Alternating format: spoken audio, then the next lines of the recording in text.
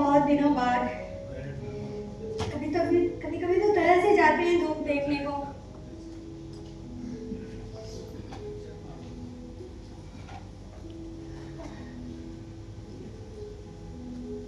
आप वैसे हैरान होंगे ना, इतना बड़ा पार्क, चारों तरफ खुली बेंचें, और मैं आपके पास ही क्यों बैठना चाहती हूँ। आप बुरा ना माने तो एक बात कहूँ, आप जिस बेंच पर बैठे हैं वो मेरी है। जी हाँ, मैं यहाँ रोज आकर बैठती हूँ। नहीं नहीं, आप गलत ना समझे, मेरा कोई नाम नहीं लिखा। अरे भला म्युनिसिपालिटियों की बेंचों पर नाम कैसा। लोग आते हैं, घड़ी दो घड़ी बैठते हैं, फिर चले जाते हैं। उनके जाने के बाद किसी को याद ही नहीं रहता कि फला दिन फला आदमी यहाँ आकर बैठा होगा। बेंच पहले की तरह ही खाली हो जाती है। जब कुछ देर बाद कोई नया आगंतुक आकर वहाँ बैठता है तो उसे पता ही नहीं होता कि उससे पहले वहाँ कौन बैठा था। तो स्कूल की बच्ची, कोई बुढ़िया, या कोई नशे में धुत जिप्सी बैठा होगा। जी नहीं जी, नाम तो वहीं के लिखे जाते हैं जहाँ आदमी टिक कर रहे। तभी तो लोग अपने अपने घरों के नाम रखते हैं, या फिर कब्रों के। वैसे कब्रों का नाम भी ना रखा जाए तो कोई खास अंतर नहीं पड़ता ना। अब आप ही बताइए कि कोई जीता जागता इंसान जानबूझकर के किसी के कब्र में घुसना पसंद करेगा? मैं तो बिल्कुल नहीं जी, बिल्कुल नहीं। अरे आप उधर देख रहे हैं, घोड़ा गाड़ी की तरफ? नहीं नहीं, इसमें हैरानी की कोई बात नहीं है। अरे शादी ब्याह के मौके पर लोग अब भी घोड़ा गाड़ी का इस्तेमाल करते हैं। मैं तो हर रोज देखती हूँ, इसीलिए मैंने ये बेंच अपने लिए चुनी है। यहाँ से बैठकर आंखें सीधे गिरजाघर की तरफ जाती है और आपको अपनी गर्दन भी टेढ़ी नहीं करनी पड़ती। बहुत पुराना गिरजाघर है ये। इस गिरजाघर में शादी करवाना बहुत ही गौरव माना जाता है। अरे लोग तो 8-10 महीने पहले से अपना नाम दर्ज करवा लेते हैं। हालांकि शादी और सगाई के बीच में इतना लंबा अंतराल ठीक नहीं है। क्या है, कभी कभी बीच में ही मनमुटाव हो जाता है और एक विवाह के मुहूर्त पर वर वधू में से कोई भी दिखाई नहीं देता। अब ये जगह बिल्कुल सुनसान पड़ी रहती है, ना कोई घोड़ा गाड़ी, ना कोई भीड़। यहाँ तक कि बेचारे भिखारी भी खाली हाथ ही लौट जाते हैं। ऐसे ही मैंने एक दिन एक लड़की को देखा, सोनी सोनी आंखों से उस बेंच, आप देख रहे हैं ना, उस बेंच पर बैठी थी और सोनी सोनी आंखों से गिरजाघर की तरफ देख रही।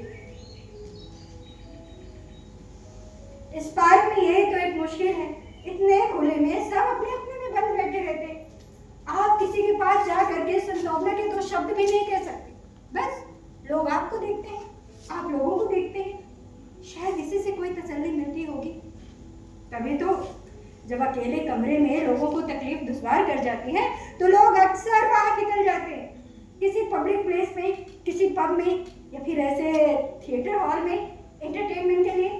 यहाँ आपको कोई तसल्ली दे या ना दे, बस आपका दुख एक तरफ से मुड़कर दूसरी तरफ करवट ले लेता है, उस कुली के समान की तरह। नहीं जी, इससे तकलीफ का बोझ कम नहीं होता है, बस थोड़ी सी राहत मिल जाती है।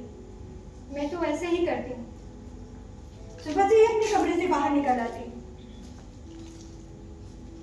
नहीं, हाँ मुझे गलत मत समझिए, मुझे कोई तकलीफ नहीं है। मैं तो यहाँ बस धूप के खातिर आती हूँ। इस पूरे पार्क में सिर्फ यही एक बेंच है जहाँ पर सीधे धूप आती है। ये तो मैं आपसे पहले भी कह चुकी हूँ। वैसे एक बात कहूँ, आप ना सचमुच बहुत सौभाग्यशाली हैं। आप पहले दिन यहाँ आए और सामने घोड़ा गाड़ी, बस देखते रहिए, कुछ ही देर में यहाँ एक छोटी सी भीड़ इकट्ठी हो जाएगी। उनमें से ज्यादातर लोग ऐसे होते हैं जो न वर को जानते हैं न वधू को, लेकिन एक झलक पाने के लिए घंटों खड़े रहते हैं। वैसे आपके बारे में मुझे नहीं पता, लेकिन कुछ चीजों को देखने की उत्सुकता जीवन भर खत्म नहीं होती। आप देखिए ना, जैसे कि ट्रेन में लेटे हुए बच्चे को, या 90 बाही जोड़े की घोड़ा गाड़ी हो, या फिर मुर्गों की अर्थी हो, आपका बस हो या ना हो, आपके पाँव खुद ब खुद वहां खींचे चले जाते हैं। अब देखिए, आप इस पैराबोलेटर के सामने बैठे थे तो मेरी इच्छा हुई कि मैं भीतर झांक कर देखूं। जैसे आपका बच्चा बिल्कुल औरों से अलग दिखता है। नहीं नहीं जी, इस उम्र में तो सारे बच्चे एक ही जैसे दिखते हैं। पर जब भी मैं किसी पैराबोलेटर के सामने से गुजरती हूँ तो मेरी जबरदस्त इच्छा होती है कि मैं भीतर उसे झांक कर देखूं। मुझे बड़ा अजीब लगता है कि जो चीजें हमेशा एक ही जैसे दिखती हैं, हम बार बार उन्हीं को क्यों देखना चाहते हैं। मुझे ये सोच के बड़ा आश्चर्य होता है कि जो चीजें हमारी जिंदगी को पकड़ने में मदद देती हैं, वो चीजें हमारी पकड़ से कितने दूर हैं। ना हम उनके बारे में कुछ सोच सकते हैं, ना हम किसी को कुछ बता सकते हैं। मैं आपसे पूछती हूँ, क्या आप अपने जन्म की घड़ी के बारे में कुछ बता सकती हैं? या फिर आप अपने मृत्यु के बारे में कुछ बता सकते हैं? या फिर आप अपने विवाह के अनुभव को हूबहू दोहरा सकते हैं? नहीं नहीं जी, आप मुझे गलत मत समझिए। मेरा मतलब ऐसे अनुभव से नहीं था। भला विवाह का अनुभव कौन नहीं दोहरा सकता? इतना मीठा, कहते हैं ना कि ये एक ऐसा लड्डू है जो खाता है वो भी पछताता है, और जो नहीं खाता वो भी पछताता है। फिर सोचती है चलो खा ही लो, पछताना तो है ही, खाई तो पछता लेते हैं।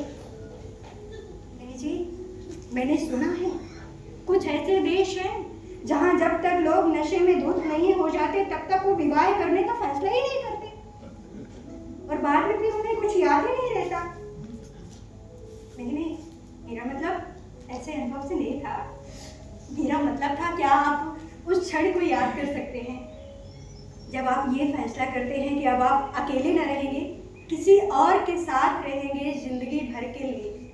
जी हाँ, क्या आप सही सही उस बिंदु पर उंगली रख करके बता सकते हैं जब आप ये फैसला करते हैं कि आप अपने के भीतर के अकेलेपन को थोड़ा सा सरक कर वहां किसी और को आने देते हैं हमेशा के लिए? देखिए,